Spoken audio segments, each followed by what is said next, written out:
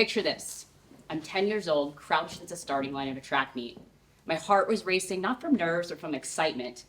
I was ready to race. The referee fumbled her whistle, and in that brief pause, the tall blonde girl in the lane next to me leans towards her friend and says loud enough for me to hear, "I'm going to come in first. You're going to come in second. The fat girl is going to lose." The whistle blows, we explode forward, and I crush them both to win. Walking off the field, you would think I feel nothing but pride in my victory. But instead, those three words, "the fat girl," have already begun their deadly work. You know, by the age of 7, I was already on my first diet because the doctor said I was husky. When it was time for my first communion, I found a beautiful dress. "Oh, honey," the saleswoman said with a fake smile, "we don't carry your size." But I didn't want to let that fat girl win, so I declared war on my own body. Now, fast forward, it's the summer before my junior year of high school. I obsessed over working out and nutrition. I returned to school 40 pounds lighter, and I had discovered I went from a wallflower to a prom queen. Gosh, those compliments are intoxicating. So the pounds kept dropping, and I landed in the hospital twice for treatment. Now, my parents were very apprehensive to let me go away to college, naturally. The deal was I needed to weigh 105 pounds. I knew I could barely maintain that required weight. So I thought it was a good idea to take my father's fishing weights and stuff them into the pockets of my baggy clothes to trick the doctor. And it worked. While away at school, my weight plummeted even further to a terrifying 78 pounds. I returned home and landed in the hospital for the third time. Everything hurt. I was barely clinging to existence. But as the feeding tubes came out, the doctor warned me, 1 in 10 people with anorexia die. You're about to become a statistic. But nothing he or anyone else said or did mattered.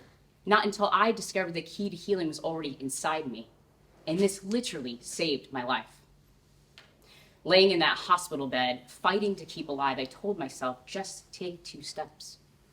Just take 1 bite of food. Okay, 1 more. You can do it. And I did it.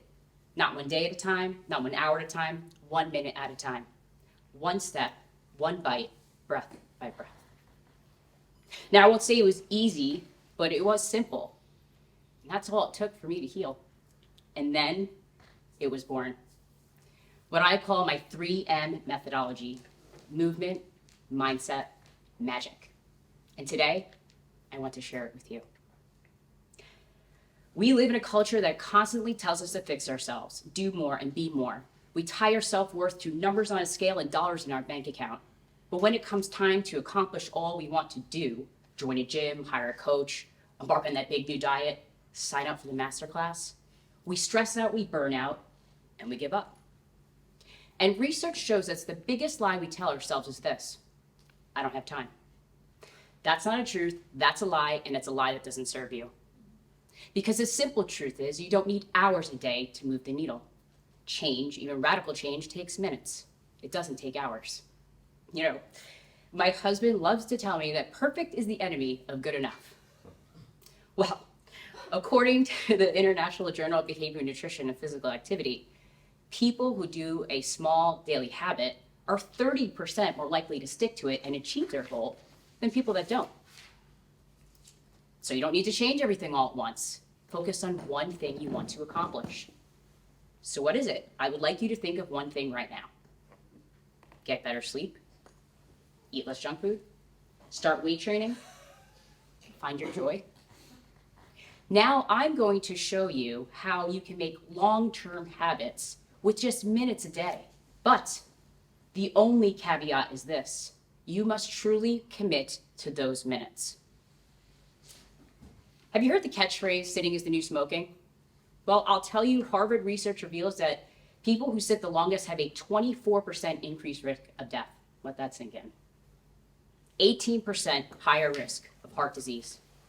13% higher risk of cancer. This one's gonna blow your mind. 90% higher risk of diabetes. But I'm gonna give you some good news, because simply by standing a few minutes every half hour can help mitigate these risks significantly. And movement is critical for our mental health. According to the National Institute of Health, physical activity improves sleep, combats depression, anxiety, and other forms of mental illnesses. Movement is crucial for our overall well-being and our confidence. And you don't need a gym membership to save your life. All you need is what I call movement snacks. What's a movement snack, you might ask? Well, think of it as 5 minutes of focused, efficient movement. Helps you build strength, improve mobility, and boost your energy. So here are a few examples, and if you want to join, do it. Some shoulder rolls on a conference call. Calf raises while you brew your coffee. Chair squats in between meetings. And a few overhead stretches while you put your kids to bed. And you know what else? This is the best power habit. Go and walk. Especially after a meal. Walking is an underrated superpower. It helps you live longer, and when you connect with people you love, you live longer and you enjoy it. So these micro sessions, also known as movement snacks, help you rewire your nervous system, keep you grounded on high stress days, and boost your circulation. Which brings me to your mindset. I call these mindset snips. Think of a mindset snip as that 7-second reel that plays over and over in your head. Your mindset consists of beliefs that either help you or hinder you. And when they hinder you, all you need is a shift. Well, I'll tell you the biggest obstacle of my own health and wellness journey by far was overcoming my inner critic. You know the inner critic. You're not good enough. You're doing it all wrong. You're never going to succeed. You'll never make it to the gym. Just start on Monday. 700 Mondays later, crickets. But here's some good news. Whenever you hear that voice, kick it to the curb and break your mold. Counter it with an opposite, deliberate, positive thought. I am good enough. In fact, I'm more than enough. I may be doing things wrong, but I'm doing the best I can. I am succeeding just by showing up. I've already succeeded. I call this my cheerleader voice. You might call it your inner warrior or protective mother. Do what works best for you. Now, there are even mindset snips that can help you pause and reset. Do a pattern disruption. Change lanes. Here are 2 physical and simple ways you can create change when that negative and stress and thoughts slip in. Try a 2-minute mini breathwork session. I'm a big fan of alternate nostril breathing. Let's try it now. Okay, take your right thumb, your right nostril. You inhale. Take your ring finger to your left nostril and exhale. You keep cycling this through until you're feeling more calm and centered. There's even a mindset snip for better sleep. I don't know about you, but I know when I sleep, I feel more powerful and positive. So the next time you climb into bed, try 5 minutes of progressive muscle relaxation. What is that, you might ask? Well, we can try it now. Think of one muscle group at a time. Let's just say your shoulders, bring them up to your ears, shrug.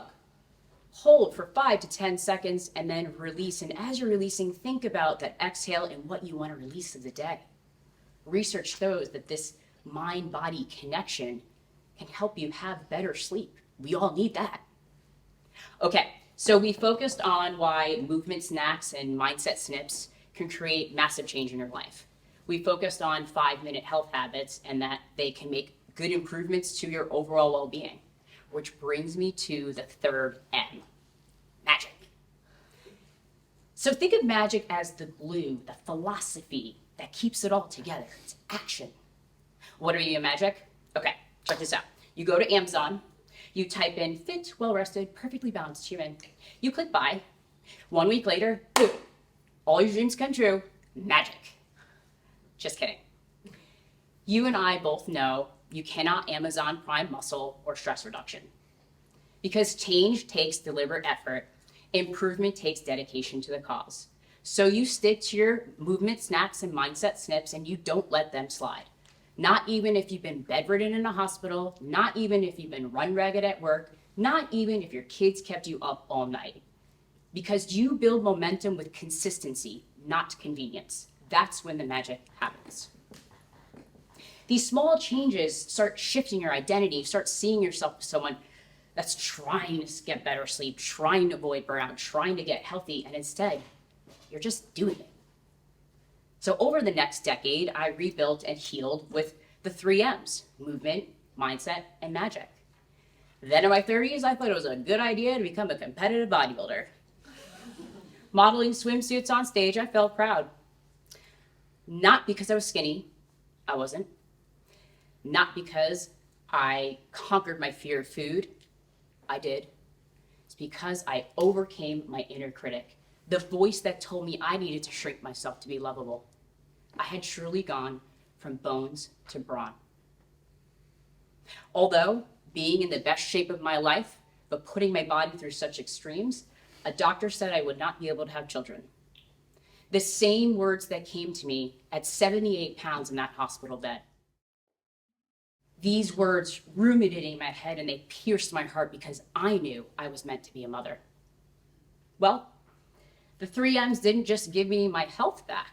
They gave me my capacity to love and be loved fully. Somewhere in the middle of rebuilding my life, I met a man that would become my husband. And falling in love wasn't perfect. It was about being present. It was about showing up as my whole self, not the version I thought I should be. And this love led me an entirely new identity, becoming a military spouse. And if you know anything about the military, it is chaos. Constant moves, deployments, and change you cannot control. So instead of resisting it, I leaned into the very things that saved my life. Movement snacks, mindset snips, and creating the magic. They became my anchors. Movement reminded me that my body's a steady home, no matter what zip code we lived in. Mindset reminded me to find calm in the chaos, focus on what I could control instead of what I couldn't. And magic reminded me to find joy in those small, ordinary moments, even on those hardest days apart. And because of that, I didn't just survive the uncertainty, I thrived. So after finding love, marriage, and living life in my fast lane, against all odds, at the age of 37, I gave birth to my first healthy baby, my son. Followed by another at 40, my daughter. My 2 miracles, the best of both worlds.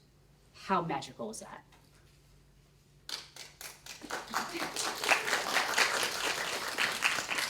Here's what I know for certain.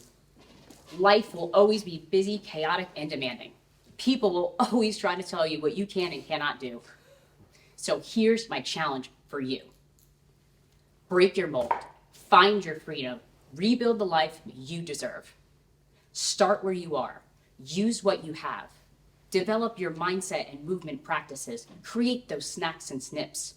Be intentional, stick to them thick and thin, and then watch with amazement how these small, ordinary moments completely change your life. This magic doesn't require a huge investment of time or money. It's not even a complex system. Best of all, we don't need ideal circumstances because this magic is inside you, and I invite you to find it. Thank you.